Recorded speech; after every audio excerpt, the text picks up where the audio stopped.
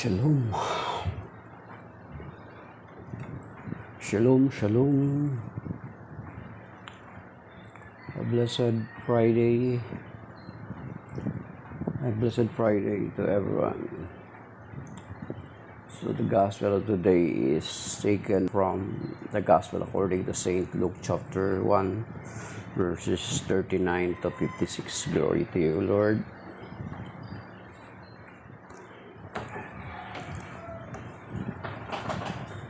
During those days, Mary set out and traveled to the hill country in haste to a town of Judah, where she entered the house of Zechariah and greeted Elizabeth. When Elizabeth heard Mary's greetings, the infant leaped in her womb, and Elizabeth, filled with the Holy Spirit, cried out in a loud voice and said, "Most blessed are you among women, and blessed is the fruit of your womb. And how does this happen to me, that the mother of my Lord should come to me? For at the moment the sound of your greetings reached my ears, the infant in my womb leaped for joy. Blessed are you who believe that what was spoken to you by the Lord will be fulfilled." And Mary said, "My soul proclaims the greatness of the Lord. My spirit rejoices in God my Savior. For he has looked upon his handmaid's lowliness. Behold, from now on will all ages call me blessed. The Mighty One has done great things for me, and holy is his name. His mercy is from age to age to those who fear him. He has shown might with his arm. This pierced the arrogant of mind and heart. He has thrown down the rulers from their thrones, but lifted up the lowly. The hungry he has filled with good things. The rich he has sent away empty. He has helped Israel, his servant, remembering his mercy, according to his promise to our fathers, to Abraham, and to his descendants forever." Mary remained with her about 3 months and then returned to her home. The Gospel of the Lord. Praise to you, Lord Jesus Christ. So today is the feast of the visitation of the Blessed Virgin Mary to Saint Elizabeth. So it was after the news given to the Blessed Virgin Mary, to our Blessed Mother, ni Saint Gabriel, na siya ay ipanganak niya ang ating Panginoong Jesucristo. Then, after that, ay sinabi na ni Angel Gabriel dito, ang babasahin natin yung buong chapter 1 ng Luke. Basahin niyo po, ay sinasabi niya, "Nalaala mo na ang iyong pinsan na si Elizabeth ay buntis siya ng 6 na buwan." So, then because of that, 6 months, dali-daling pumunta si Mama Mary sa hill country of Judah. And then, sa kanyang pagpasok at pagbati sa kay Elizabeth ay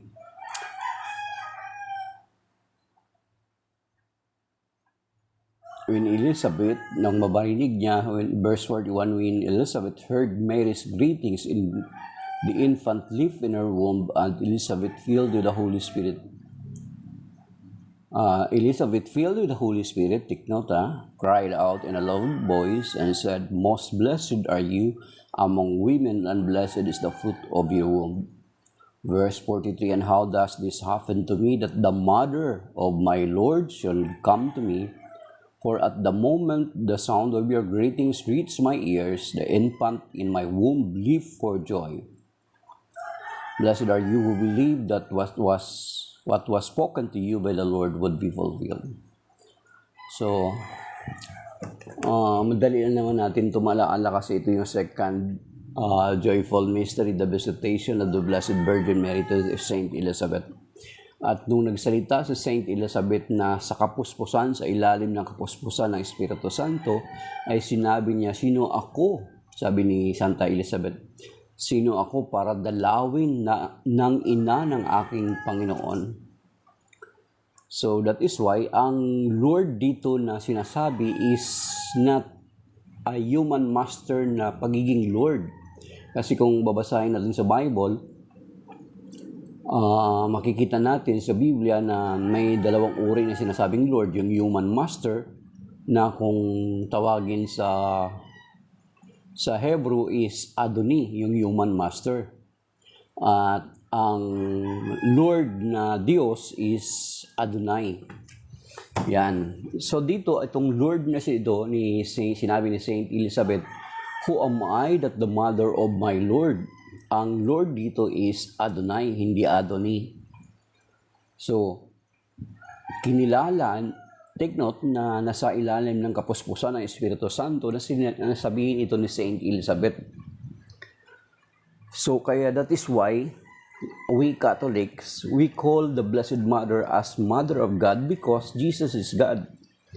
Na-share na natin yan several times. Yung last other day, halos every day, ay naisishare natin na ang Panginoong Kristo ay hindi lamang tao, kundi Diyos na nagkatawang tao.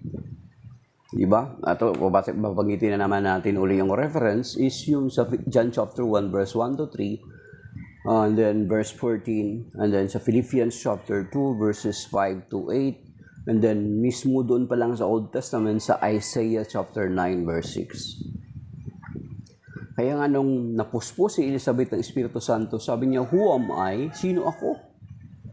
Di ba? Parang, kumbaga,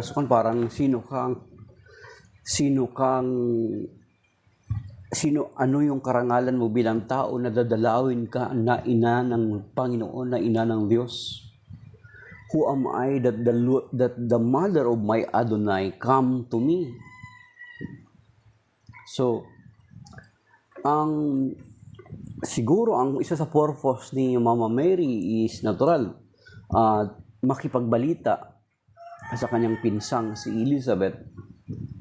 Kasi siya magdadalang tao din ng tagapagligtas. And then si Saint John ay ahead na buntis siya ng 6 na buwan. Alam naman natin ang kwento na si John ang magiging forerunner ng ating Panginoon sa Kristo. Actually, kung babalikan na natin ang aklat ng Isaias, nabanggit din doon ang darating si Elias.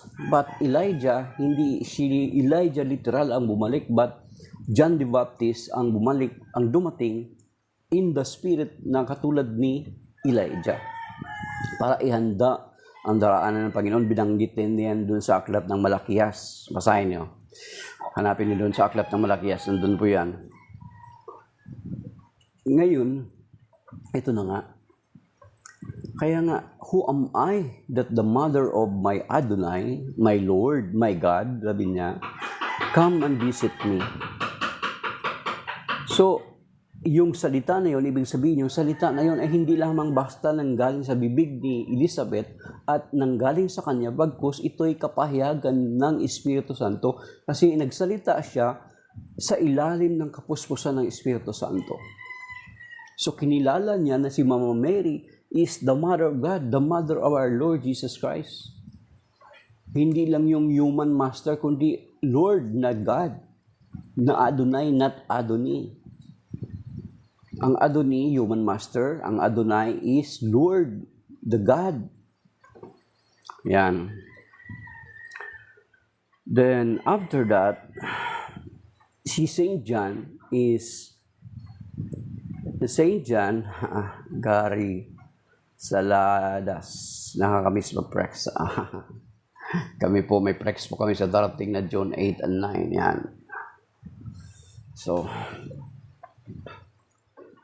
So, then after that, sabi dito,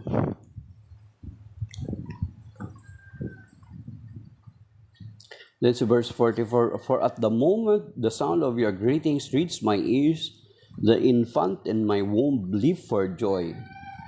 So, Saint John natuwa din nung dumating ang si Mama Mary. At na sense niya yung presence ng Panginoong Jesucristo na sa sinapupunan ng Inang Maria. So blessed are you who believe that what was spoken to you by the Lord would be fulfilled. So, yun. Then after that, ito na nga, yung the Canticle or the Magnificat. Ito yung Magnificat, nagkanta na ang si Mama Mary ng Magnificat. Ang puso ko'y nagpupuri sa Panginoon. Nagagalak ang aking espiritu sa Diyos na aking tagapagligtas. Okay. Then, ito yung magiging ngayon. Ito yung magiging issue ngayon kasi dito sa Magnificat, binanggit ni Mama Mary, sabi niya, my soul proclaims the greatness of the Lord, my spirit rejoices in God, my Savior. So dito kinilala doon ni Mama Mary na kinakailangan yun ng tagapagligtas. Yung sinasabi. Kaya hindi siya Immaculate Conception. Kasi he need a Savior.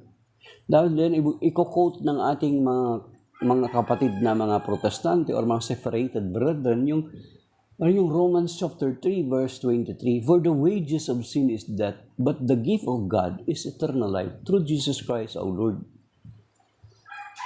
Yun yung i-quote nila.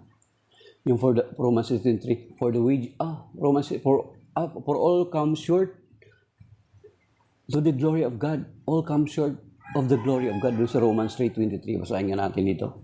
Hindi ko masyado memorize. Sa King James, ganun eh. So, Romans 3:23. So, dito sa Magnificat, sinasabi ng mga kapatid natin, mga Protestante, na si Mama Mary ay nangangailangan ng tagapagligtas. Therefore, she is not an Immaculate Conception. Sabi dito,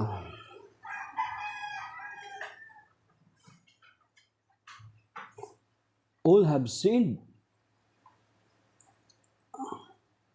and are deprived of the glory of God. Yun yung dito sa New American Bible Translation. Sa King James, for all have sinned and come short of the glory of God. Yung sa King James Version. So therefore, Mama Mary is included. Kasi sinabi niya mismo sa Magnificat niya na he need a Savior. God is His Savior. Nangangailangan siya ng tagapagligtas.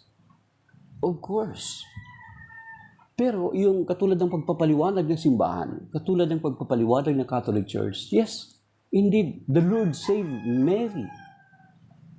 Pero yung pagliligtas sa kanya is different doon sa pagliligtas sa atin kasi inihanda siya ng Panginoon. Kaya kung babasahin natin doon yung Zephaniah chapter 3 verses 14 to 18 is yung about sa daughter of Zion. Natuwa ako kasi last other day, kung hanapin yung actually nag-circulate ngayon siya sa mga Catholic Faith Defenders na mga pages, yung The Daughter of Zion na ipinaliwanag ni Brother Brodelix yung Facebook name niya, pero siya si Teacher Alex, si Professor Alex Bernardo. So pinaliwanag niya doon. Pero ang first reading kasi, Zephaniah chapter 3 verses 14 to 18. So pinaliwanag niya yung Zephaniah chapter 3 verse 14 to 18, which is natuwa ako kasi yun yung talaga na nagkaroon ng katuparan. Pero ang pinuntahan na naman natin ngayon is yung gospel. So, si Mama Mary daw hindi immaculate kasi nangangailangan sila ng tagapagligtas. Yes, the Lord really saved the Blessed Mother. Pero yung pagliligtas niya is pagliligtas ng Diyos kay Mama Mary para ma-prepare siya na magiging tagadala ng ating Panginoong Jesucristo, which is pure and holy. Hallelujah. Ay inihanda siya ng Panginoon prior pa man ito. Yung tinatawag na ang analogy ng simbahan, yung parang, di ba merong butas, may daanan na butas. Dadaan ka dun sa isang butas, and then, very sure na malalaglag ka dun kasi hindi mo siya nakikita. Si Mama Mary, prior pa siya malaglag doon, ay na-prevent na siya sa pagkalaglag. So yun tinatawag na preventive salvation. Yung bago mo pa man na-commit, ay iniwas ka na. Ayan. Bakit ganun? Kasi hindi pwede na si Mama Mary is contaminated, hindi siya malinis or hindi siya na-i-prepare ng Diyos. Ayan. Hindi siya na-i-prepare ng Diyos prior na dumating ang Panginoon Kristo. Kasi ang Panginoon Kristo ay Diyos. Pure, walang kapintasan. Siya ang kordero ng Diyos na nag-aalis ng kasalanan sa sanlibutan. John 1:29. Kaya kung babasahin natin doon sa Wisdom, chapter 1, verse 4, sa karunungan, basahin natin sa Old Testament, meron na po doon, mga kapatid, sa Wisdom. Hanapin natin, Wisdom, chapter 1, verse 4. Sa Wisdom, verse 4,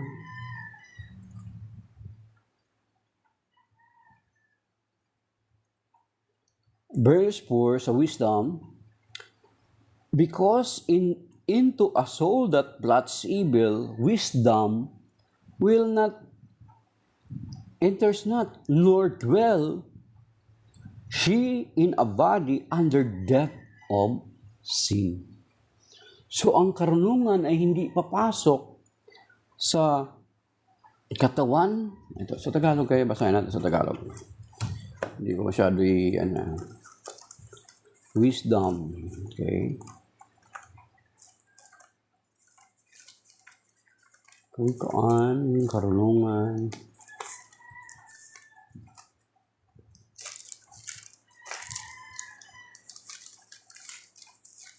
Wisdom chapter 1 verse 4. Kasabi dito.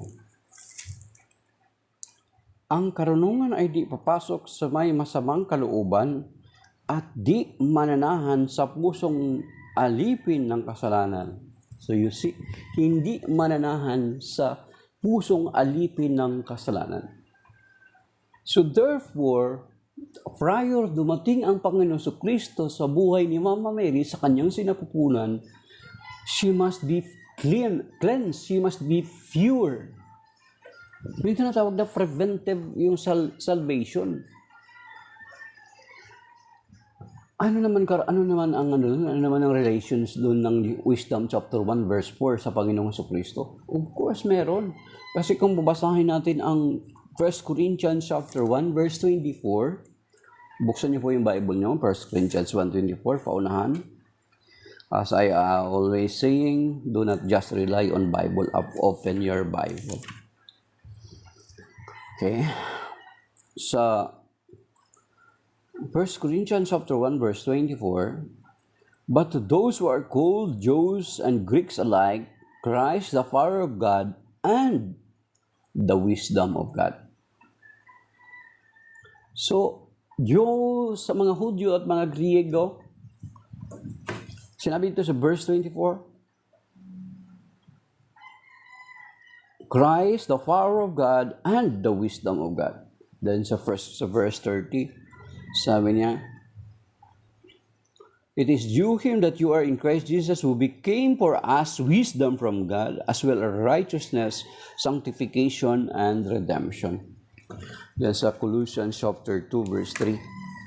So, ang tinutukoy na wisdom of God is ang Panginoon Kristo. So therefore, kung makasalanan si Mama Mary, hindi mananahan sa Kanya ang Panginoon Kristo at hindi siya magiging karapat-dapat pananahanan ng Panginoong Kristo. Colossians chapter 2 verse 3, in whom hidden our treasures are hidden, all the treasures of wisdom and knowledge. Yung sinasabi sa Colossians chapter 2 verse 3. So, malinaw dun sa Colossians chapter 1 verse, Corinthians chapter 1 verse 24, and then verse 30. And then sa Wisdom chapter 1 verse 4. Na ang wisdom na ito ay hindi mananahan sa taong impure, sa taong may bahid ng kasalanan. So therefore, that is why si Mama Mary, iniligtas ng Diyos, preventive salvation na tinatawag, na prior pa siya mag-commit ng kasalanan, makahulog dun sa butas ng kasalanan, ay iniligtas na siya prior to that. So, ganun yung kaya nga, tinatawag na Immaculate Conception, pinrepair na siya, inihanda na siya. Ang typology po dyan is yung Ark of the Covenant. That is why the Blessed Mother is the Ark. The new Ark of the Covenant. Kailangan yung Ark of the Covenant ay hindi yun kung makikita natin, kung babasahin ito sa Old Testament, hindi yun basta-basta hawakan ng taong may kasalanan sapagkat mamamatay sila. Diba? Makikita natin kung babalikan natin sa Old Testament. I do not want to give you the more details of verses because I wanted you to open it in your Bible para mapamiliarize ninyo. Hindi yung spoon-feeding type lang. So tingnan nyo doon. That is why, yes, the Blessed Mother need our Savior, but prior to that ay iniligtas niya siya ng Panginoon para maihanda siya na magiging tagadala sa ang kanyang sinapupunan ng ating tagapagligtas. Nang bago magkatawang tao ang Panginoon Jesucristo ay inihanda na siya. So, ganun mga kapatid. Yun yung Magnificat. Kaya yung Magnificat, sabi niya, rejoices my God, my Savior, sabi doon sa Magnificat sa Luke chapter 1 verses 39 to 56. So yun mga kapatid, na si Mama Mary, kaya tinatawag natin na Mother of God because Jesus is God. Overwhelming naman yan, maliban doon sa mga tao na tinatanggi yung pagiging Diyos ng Panginoong Jesucristo.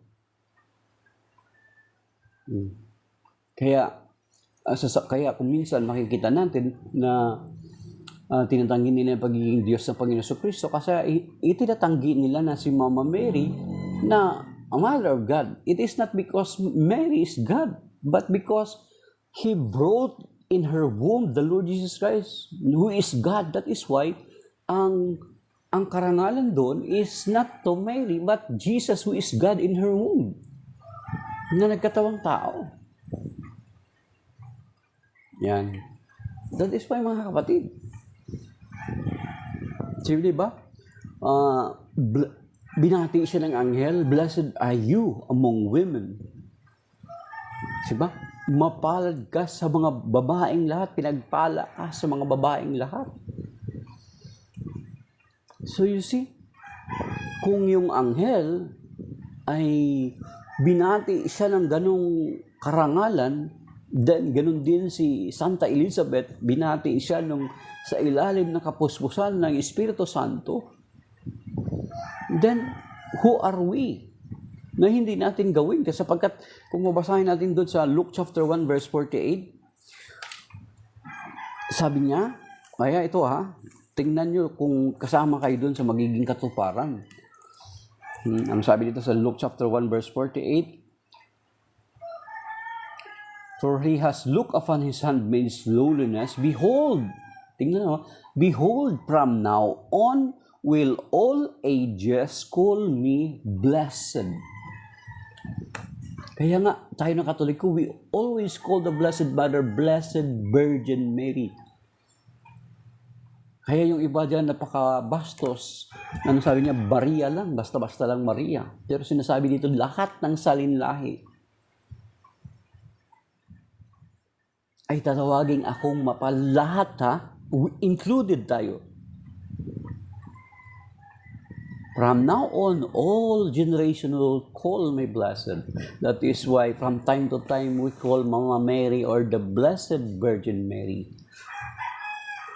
Mapalad. Mula ngayon, ako'y tatawagin ng lahat ng salinlahi na mapalad. You see? Are you calling her just Maria? Oh, we Catholics, we call her Blessed Virgin Mary. Oh, kami yung katuparan. Ano yung sinabi pa doon sa Genesis? Kapag inaatake mo lagi si Maria, baka kalahi ka ng ahas. Sabi doon, kasi doon sa I will put enmity, sabi niya. So, hindi ako masyado mag-discuss ng Immaculate Conception. I-refer ko na lang kayo, hanapin nyo si Brother Attorney Marvel Yasos. Si Attorney Marvel Yasos, isa siyang member ng Defensores PD, isa siyang napakagaling na Mariologist. Abogado siya. Pero ang mga topic niya sa YouTube, hanapin niyo Mariel Yasos, Atty.